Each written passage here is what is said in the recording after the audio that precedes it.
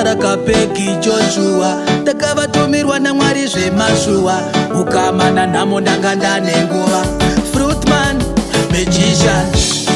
vamwe mhepo vaisairira haana chanogona vaibairira ingoriwo nhumbi yakapaikira ndaifaitira nzira dzangu dzachena vaisada ndipinde machena vamwe vaifara ndichichema zvichirema nzira dzangu dzachena vaisada ndipinde machena vamwe vaifara ndichichema zvichirema kunze kwanga kuri bleki kusina kana nyenyedzi ndichifambira murima pasina kana chinonzi mwedzi vamwe vainditsvagira makwenzi kuti ini nerugare tive nedistensi rima raitonga zvisina muganhu ndasaonekwa sechinhu pane vamwe vanhu demisodzi dziri nzizi ndakazadza madhamu nzira dzangu dzachena vaisada ndipinde machena vamwe vaifara ndichichema zvichirema nzira dzangu dzachena vaisada ndipinde machena vamwe vaifara ndichichema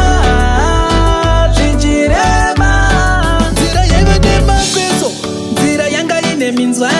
ndikachema kunai ndinzwa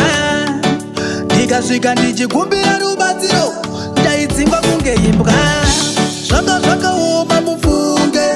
rima richiita zvese zvisunge kutumirwa nyanga inditunge ndikazotireka ndikunge nzira dzangu dzachena vaisada ndipinde machena vamwe vaifara ndichichema zvichirema nzira dzangu dzachena vaisada ndipinde machena vamwe vaifara ndichichema zvichirema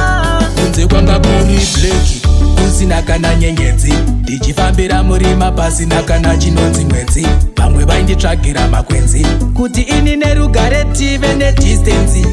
rima raitonga zvisina muganhu ndasaonekwa sechinhu pane vamwe vanhu demisodzi dziri nzizi ndakazadza madhamu nzira dzangu dza